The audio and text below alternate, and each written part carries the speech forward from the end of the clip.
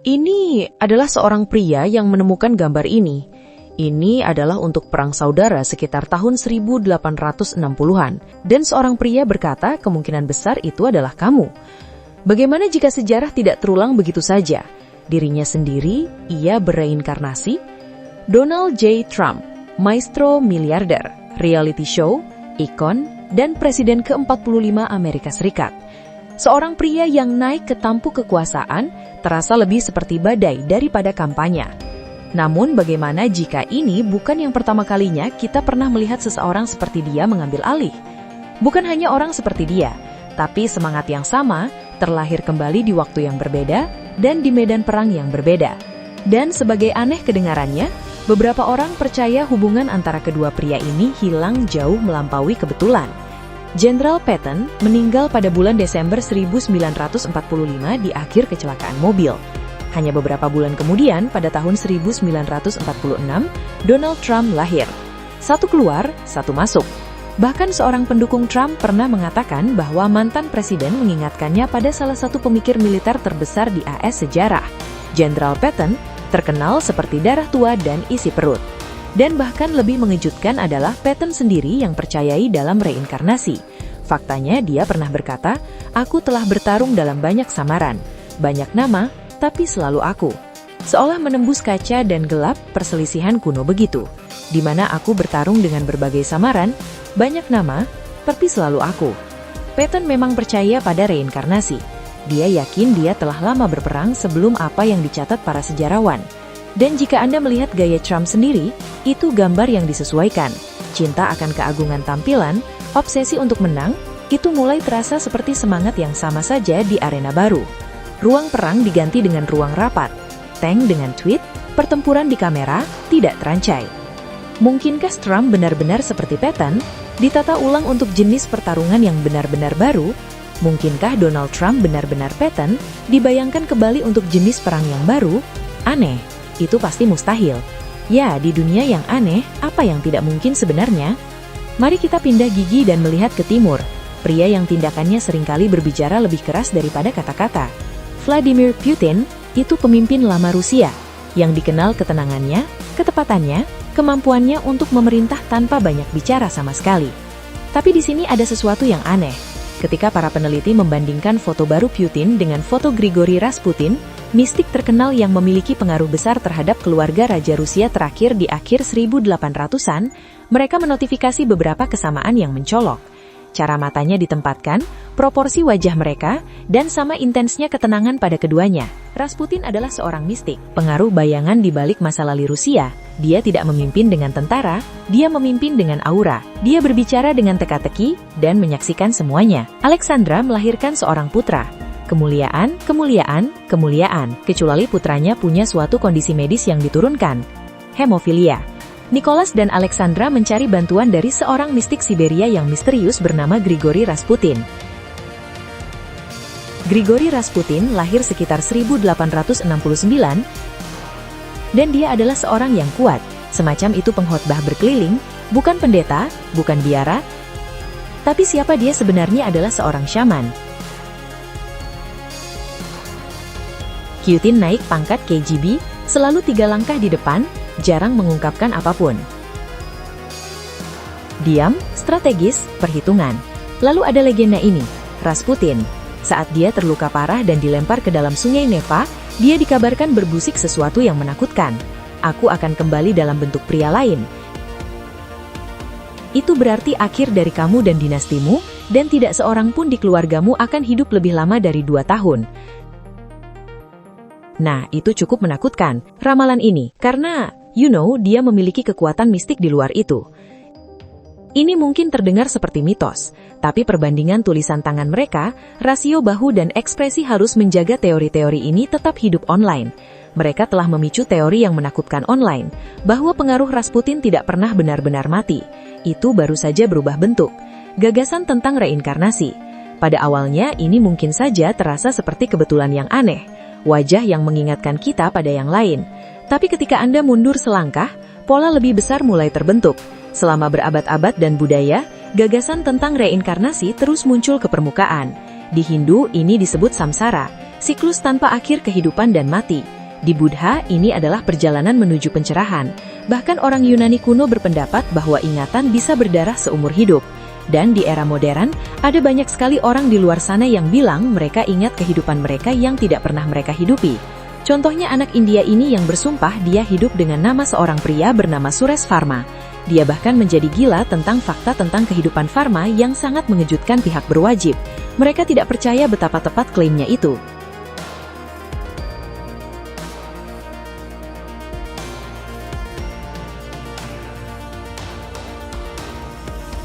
Dengan fotografi sekarang menangkap wajah seiring waktu, beberapa orang mengira kita seperti melihat jiwa yang sama kembali. Justru mereka sekarang lebih strategis, berpengaruh, dan mungkin kembali untuk menyelesaikan urusan yang belum tuntas. Tapi untuk benar-benar menguji teori ini, kita harus bertanya, seperti apa reinkarnasi dalam konteks modern? Ambil contoh Brad Pitt sebagai contoh, salah satu yang paling dikenal di Hollywood kontemporer. Mereka seringkali tidak mudah dikenali. Fight Club, seorang pria yang terpecah antara pencarian dan kontrol. 12 monyet, perjalanan waktu, kegilaan, dan identitas yang retak. The Case of Benjamin Button, seorang pria yang menua ke belakang, hidup dalam jangka waktu yang berlawanan. Namun di balik karakter yang ia mainkan, ada cerita lain. Satu yang menghubungkannya secara visual dan simbolis dengan Hermann Rorschach, seorang psikiater Swiss dan artis yang terkenal dengan Rorschach tes ninta-inta dikembangkan di awal 1900-an. Kemiripan antara keduanya sungguh luar biasa. Garis rahang yang dipahat sama mata yang tajam. Dan menurut beberapa orang peneliti, geometri wajah mereka selaras hampir sempurna. Bahkan di bawah AI berbasis pemetaan wajah. Tapi terlebih lagi, menghantui adalah keselarasan kepribadian dan pekerjaan hidup. Rorschach menciptakan metode untuk mengintip ke dalam jiwa manusia, menggunakan visual abstrak untuk mengekspos yang terkubur emosi dan identitas. Brad Pitt, atas 1 abad kemudian, melangkah ke peran itu, mencerminkan konsep yang sama persis ini. Film yang menghadapi ilusi, kekacauan internal, dan kebenaran yang tersembunyi. Keduanya lebih banyak pengamat daripada pemain. Keduanya sulit untuk didefinisikan. Sekarang, mari kita mundur kembali ke warna hitam dan lama foto putih dari tahun 1936. Satu wajah yang terus bermunculan di forum online, dokumenter, dan thread Reddit adalah seorang gadis, mungkin berusia tidak lebih dari 14 tahun, berdiri di paling kanan dengan mata tajam dan percaya diri. Nama yang disimpan yang muncul adalah Arya Stark. Tentu saja, Arya Stark adalah karakter fiksi, tapi aktris yang menghidupkannya, Maisie Williams, sangat nyata. Itu kemiripan antara dia dengan gadis itu dari tahun 1936, hampir menakutkan. Mereka punya struktur tulang yang sama, bahasa tubuh yang sama, dan tatapan tajam mata mereka. Bahkan gerakan mereka pun demikian sangat mirip. Jika Anda memeriksa cuplikan di balik layar Maisie dan bandingkan dengan foto lama, tidak bisa membantu tetapi menarahkan tumpang tindihnya. Apa yang membuat yang lebih menyeramkan lagi adalah kenyataan bahwa kedua hidup mereka mengalami kesulitan yang serupa terapis. Gadis di foto itu terjebak dalam kondisi sulit, dipaksa untuk tumbuh dewasa dengan cepat karena perjuangan yang dia hadapi. Mirip dengan cerita Arya Stark. Apakah ini hanya beberapa pilihan casting yang cerdas? Atau mungkinkah itu sesuatu yang lebih dalam? Kritikus mungkin berkata, kami hanya memilih-milih gambar. Tapi ketika kasus ini mulai mengelompok, selama berdekade di berbagai negara, dan diikat bersama bukan hanya karena penampilan, tetapi oleh energi, emosi, dan nasib. Dave Franco. Kasus lain, Dave Franco, aktor, saudara laki-laki James Franco, dan seseorang yang memiliki penampilan muda, menjadi bahan pembicaraan yang tak ada habisnya. Wajahnya yang kekanak-kanakan memiliki tetap hampir tidak berubah selama lebih dari 1 abad, meskipun waktu telah berlalu. Tetapi bukan hanya ketidakmampuannya untuk menua saja yang mengangkat alis. Itu fotografinya, rekaman yang sepertinya menempatkan wajahnya berdekade sebelumnya, terutama pada 1922 gambar yang dilabeli anak laki-laki dari Little Italy, New York. Alis yang sama, seringai kecil yang sama, mata nakal yang sama membuatmu berpikir, apa yang sebenarnya terjadi di sini? Orang menua, menghadapi perubahan. Tapi beberapa wajah tampaknya menolak hukum itu. Berbeda dengan selebriti lainnya, Reeves sendiri punya mengakui rumor seputar dirinya, dugaan keabadian. Forum online punya membandingkan penampilannya dengan Paul Muni, seorang aktor dan dokter Prancis yang meninggal dunia atau dikatakan telah meninggal dunia 1922. Muni, seperti Reeves, dikenal sikapnya yang tenang dan keheningan yang jarang, baik dalam kehadiran maupun ucapan. Foto-fotonya jangan hanya menyarankan kesamaan, mereka menyarankan kontinuitas yang diberi stempel waktu. Reeves terlihat sekarang berusia 20 pada 25, hampir identik hingga bagaimana dia tampil pada tahun 1995. Itu rentang 30 tahun dengan nyaris tak terlihat penuaan. Namun yang mengangkat kasus Keanu lebih dari sekedar kemiripan adalah filosofi hidupnya. Dia sering berbicara tentang energi, siklus, kehilangan, waktu. Dia bahkan terkenal mengatakan, "Saya tahu bahwa orang-orang yang mencintai kita akan merindukan kita." Apa yang Anda pikirkan terjadi ketika kita mati? Keanu Reeves, "Saya tahu bahwa orang-orang yang mencintai kita akan merindukan kita." Ini bukanlah sesuatu yang dikatakan sebagian besar selebriti pada pertunjukan malam hari. Itu adalah sesuatu yang akan seorang pria mungkin berkata, siapa yang merasa lebih tua darinya tahun ini, yang mungkin mengingat lebih dari seumur hidup ini seharusnya memungkinkan. Dan Keanu tidak sendirian dalam kategori awet muda ini. John Travolta, nama rumah tangga lainnya, juga telah dipasangkan dengan perang saudara, foto era seorang pria dari Tennessee. Itu kemiripannya menakutkan. Begitu juga dengan garis waktu. Travolta lahir pada tahun 1954. Pria di foto, identitasnya tidak diketahui, adalah terakhir tercatat hidup pada tahun 1860-an. Itu jaraknya hampir 90 tahun. Kedua pria itu memiliki karier berpusat pada gerak, karisma, dan pesona. Keduanya dikenal mendalam secara emosional dan pribadi yang tidak dapat dijelaskan. Lalu ada Nicolas Cage. Namanya telah menjadi semacam meme dalam lingkaran reinkarnasi. Bukan hanya untuk kehadiran layar yang unik, tetapi karena sebuah foto dari Tennessee tahun 1870-an yang mencerminkan wajahnya sampai ke sudut rahang dan jarak mata. Cage, ketika ditanya ini secara langsung, bercanda bahwa dia mungkin vampir. Dia tertawa tapi tidak menyangkal kemiripannya. Ini adalah salah satu hal yang menyapu internet. Tahukah kamu yang saya bicarakan? Saya mendengarnya. Ya, lihat ini. Ini adalah seorang yang menemukan gambar ini. Ini untuk perang saudara sekitar tahun 1860-an, dan seorang pria mengatakan itu kemungkinan besar adalah Anda. Benar, benar. Baiklah, izinkan saya mengatakan itu memang ada kemiripan, tapi bagaimana cara sopan tentang ini? Agak versi saya yang melambat.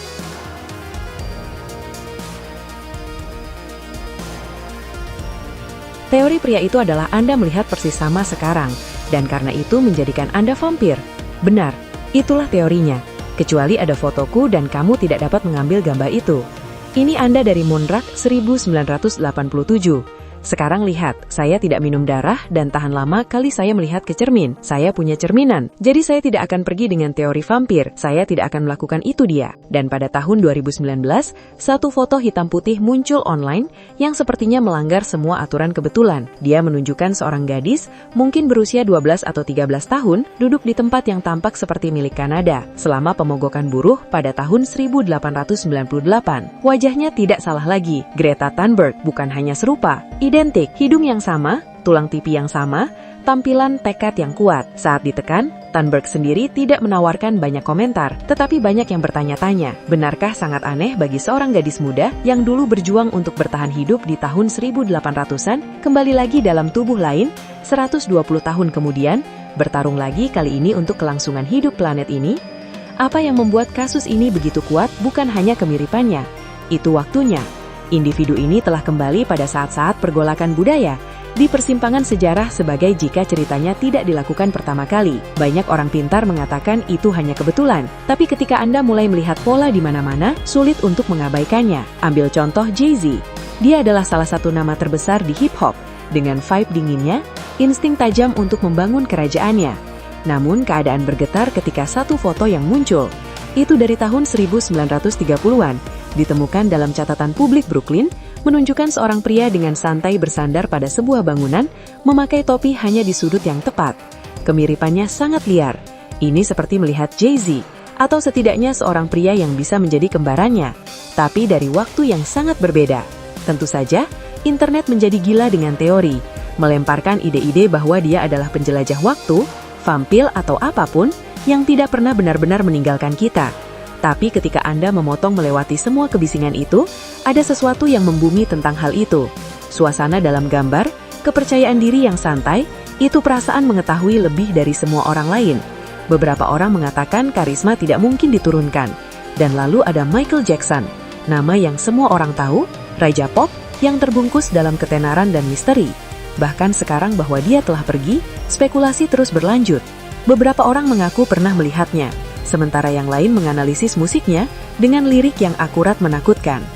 Salah satu patung kuno dari beberapa penggalian Mesir itu membuat orang berbicara lagi. Itu menunjukkan seorang pria yang sangat mirip dengan MJ, yang membuat semua orang sibuk dengan teori. Sebagian orang bahkan mulai bertanya-tanya, apakah MJ adalah seorang penjelajah waktu yang memalsukan kematiannya sendiri untuk memulai kehidupan baru di lain kehidupan?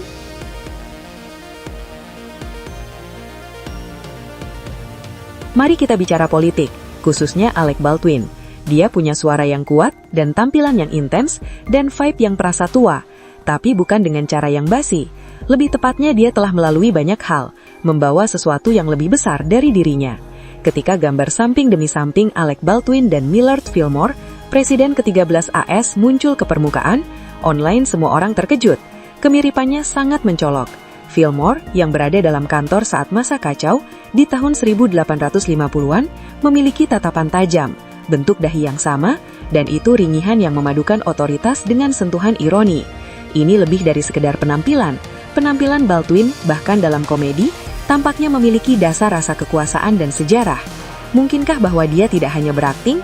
Mungkin di suatu tempat dalam pikirannya, menjadi presiden terasa familiar baginya. Seperti itu sifat kedua. Orang sering bercanda selebritis berperan sebagai presiden. Tapi bagaimana jika beberapa dari mereka benar-benar sudah? Teorinya terkadang bisa menjadi sangat liar. Itu berpindah dari peran, menukarkan jenderal dengan seorang badut, atau revolusioner untuk acara bincang-bincang, tuan ruah. Disitulah Jimmy Fallon datang. Banyak orang melihatnya sebagai orang yang riang gembira, yang suka bersenang-senang dan selalu penuh energi dan cepat dalam tayangan. Tapi kemudian ada foto jadul ini, dari tahun 1970-an, Mahir Çayan, seorang pemimpin revolusioner Turki, yang konon menyoroti hubungan yang aneh.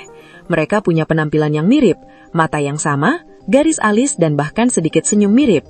Mahir adalah tentang intensitas, politik, dan karisma, sedangkan Fallon adalah semua tentang humor dan kehanggatan.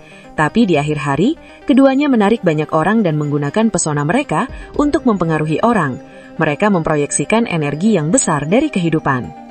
Mungkin setelahnya, mengalami intensitas seperti itu, beberapa orang menemukan cara untuk menyeimbangkan berbagai hal.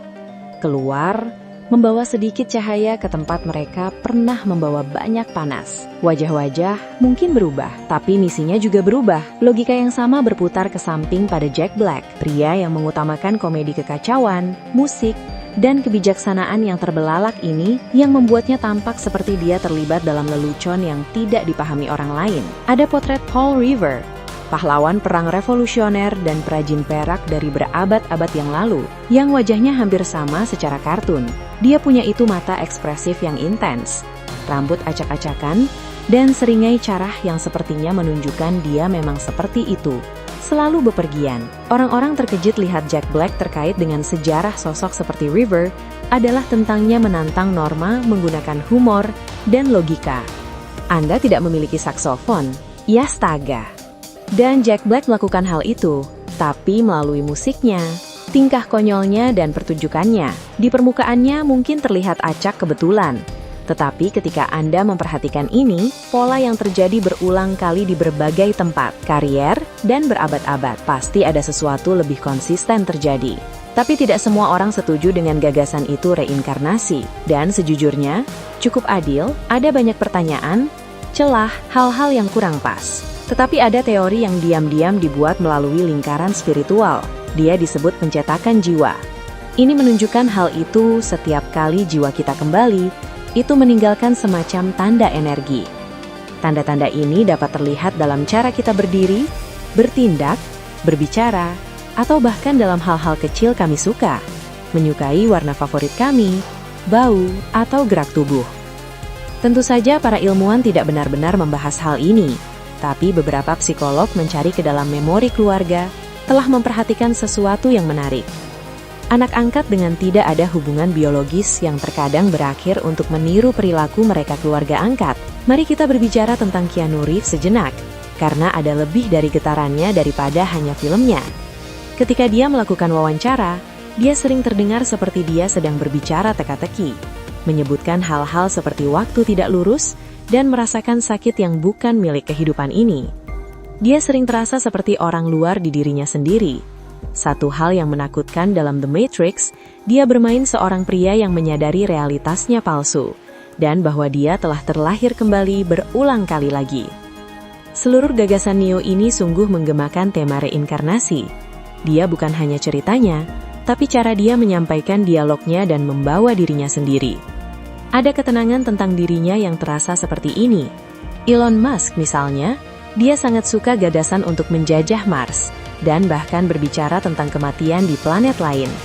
Dia memicu rasa ingin tahu, mungkin tidak hanya ambisi, tapi juga pelarian dari sesuatu. Ya, menurut saya penting untuk memiliki masa depan yang menginspirasi dan menarik. Aku hanya memikirkan itu sepertinya pasti ada alasan itu Anda bangun di pagi hari, dan Anda ingin untuk hidup. Misalnya, mengapa kamu ingin hidup? Apa gunanya? Apa menginspirasi Anda? Apa yang kamu sukai tentang masa depan? Dan jika kita tidak di luar sana, jika masa depan tidak mencakup berada di luar sana di antara bintang-bintang, dan sebagai spesies multiplanet, aku menemukan bahwa itu sangat menyedihkan, jika bukan itu masa depan yang tengah kita tuju. Untuk memiliki, beberapa bahkan telah menunjukkan bagaimana dia sedikit mirip dengan Thomas Edison. Edison pernah berkata, tubuh hanya sebuah wadah, sementara Musk punya menyebutkan bahwa kita mungkin sedang hidup dalam simulasi. Ungkapan yang berbeda, tapi mereka berdua mengeluarkan getaran yang sama, yaitu seperti terpisah. Lalu ada yang hilang begitu saja. Ambrose Bierce, seorang penulis Amerika terkenal, menghilang di Meksiko pada 1914, tanpa ada yang mengetahui apa yang terjadi padanya. Tidak ada yang ditemukan, tidak ada surat perpisahan, dan tidak ada penampakan yang dikonfirmasi. Dia sering menulis tentang topik-topik seperti perang, kematian, dan misteri kehidupan. Tepat sebelum menghilang, dia dilaporkan memberitahu seorang teman, apabila aku berangkat dari sini besok untuk tujuan yang tidak diketahui. Bertahun-tahun kemudian, hingga kebangkitan Stanley Kubrick, direktur inovatif terkenal dengan filmnya tentang distopia, perang, dan lapisan kenyataan yang tersembunyi. Wajah mereka tampak sangat mirip, gaya penulisan mereka sinkron, dan keduanya meninggalkan pesan rahasia. Bier melalui surat-suratnya, dan Kubrick melalui filmnya. Mungkin bagian yang paling aneh dari semua ini terasa familiar. Ini gagasan untuk kembali dalam bentuk yang berbeda, waktu yang berbeda, tetapi dengan tujuan yang mendasar di bawahnya. Sulit untuk dihindari. Entah itu Greta Thunberg, Elon Musk yang mencerminkan ambisi futuris abad ke-19, atau John Travolta mengambil karakter perang saudara, pasti ada sesuatu yang terjadi yang tidak kita latih untuk mengenali. Mereka orang berbeda, kehidupan berbeda, tapi bagaimanapun energi terasa familiar. Dan mungkin yang paling jelas, ini tidak selalu terlihat sebagai ketenaran atau pengaruh. Terkadang itu diam. Mungkin reinkarnasi bukan tentang bukti. Mungkin ini tentang pola. Tujuan yang tidak mau meninggalkan belum selesai, dan kehidupan yang belum dimulai dari awal. Tinggal melanjutkan di mana mereka berhenti.